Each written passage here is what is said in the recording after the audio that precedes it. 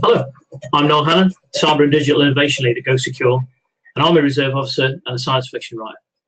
The following webinar, Ghosts of the Meta City, is unusual that it isn't about security or cyber attacks or privacy or any other burning issues which dominate my professional life.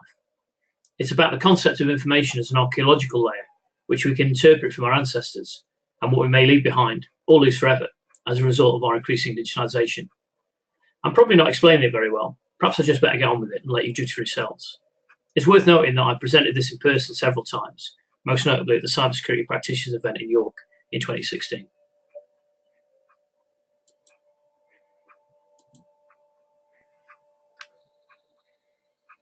One, info archaeology. The processing of data and creating of information is a human process as old as Homo sapien. Cave drawings delineate the process of hunting meat in proto-flowchart form in charcoal for others to witness. The next time you are bored witless by a templated PowerPoint, entertain yourself with the direct line from Barry from sales back to the Neolithic hunter, who first thought, that worked well, I better write it down.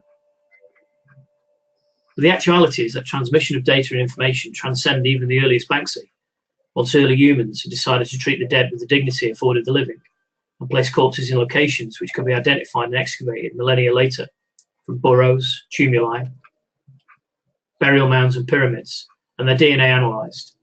Accidental, prehistoric business continuity at its finest.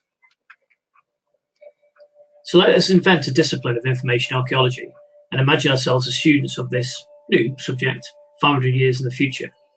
What could we discern from the information extraction of the past? 2. Data is everywhere. We generate data from our every activity, be that breathing or sleeping. Our continued existence adds and detracts to the minutiae of information which is capable of being monitored, recorded and analysed, from pollution levels to spread of disease to mortality rates. In life and in death we add to this an increment of 1 to the population of the town, the graveyard and or whichever particular afterlife we subscribe to. So data is nothing new, and there is a lot of it. So what? Where would the information archaeology student of 2015 start with his or her thesis on the informational past? Let's start with the city and reimagine the urban space in terms of its data. What makes a city a city? In the UK, it must have a cathedral to be a true city. However, several new cities have emerged without such a medieval status symbol. So in the end, it is size that matters. Cities have large populations and increasingly stack those populations densely, stretching skyscrapers up and digging underground, the available space per person ever shrinking. Check out the so-called iceberg homes favoured by Russian oligarchs in London.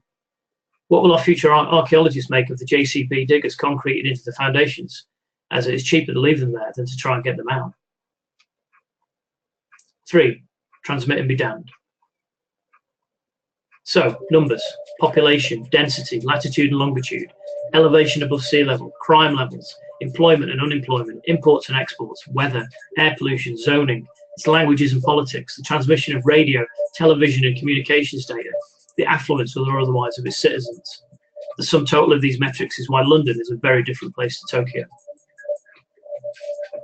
We are but fleshy nodes in this data network, consuming inputs and regurgitating outputs, the system life cycle of the city, feeding the machine with love, hate, peace and, yes, rage. Yet is that all we are? Just participating nodes, waiting to increment the count. 4. Smart city, smart buildings, dumb human.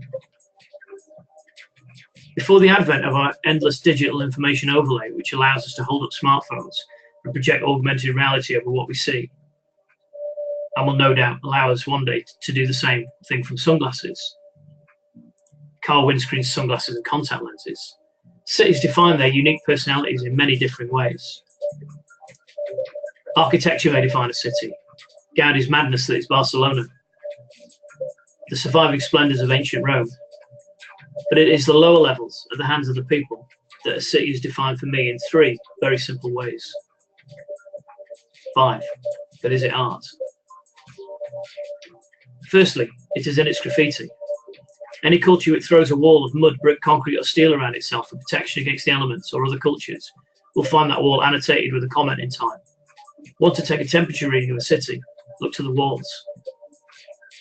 Despite its ability to inspire awe by its technical prowess, beauty, or the danger under which it was created, graffiti is an inherently negative form of expression. There is little evidence of "isn't life fantastic," but plenty of "down with government." To Banksy's small-scale but hard-hitting satirical stencils, to the technical and manga-inspired 100-metre-long panoramas decorating tube trains and tunnels, evidence of the death-defying commitment of these artists. Judge a city by the quality and quantity of its informational layer of graffiti, an inherently transient form of communication as it is cleaned, cleared and demolished. This will not survive for the info-archaeologist to assess. Think of how we could possibly communicate with our successors over a period of millennia. For example, to warn them of our toxic legacy buried deep underground. How do we tell them that here be dragons? 5. This is art. Secondly, it is in its broader production of art in its wider sense, encompassing architecture, music, literature, theatre, cinema, and the public curation of art and history through museums and galleries. The richness of this layer is what makes us human to a defined level. While the animal kingdom and the natural world is capable of great beauty, art for art's sake is intrinsically human. Great cities are often repositories of such treasure houses. 6. Scar tissue.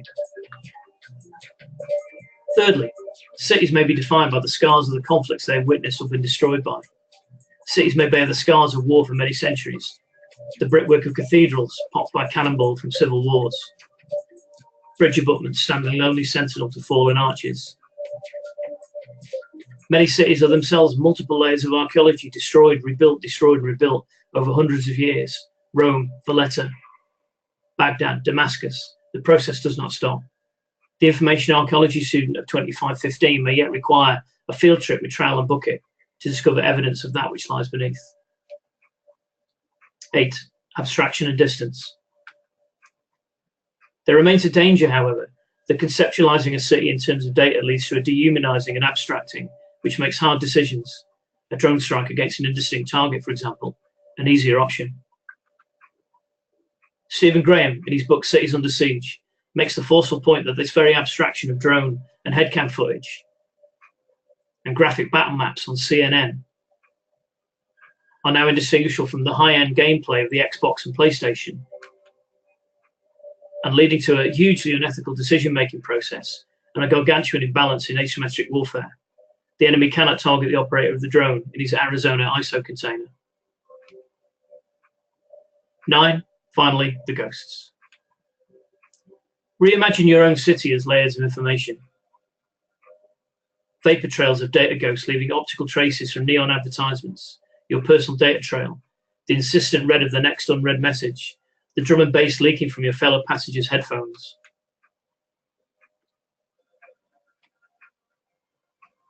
The soft blue glow of connectivity.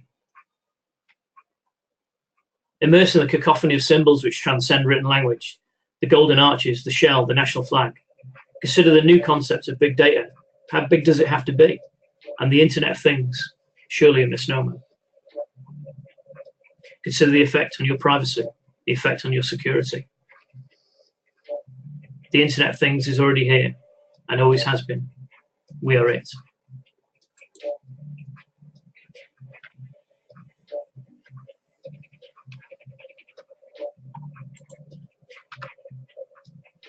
I hope you enjoyed my webinar.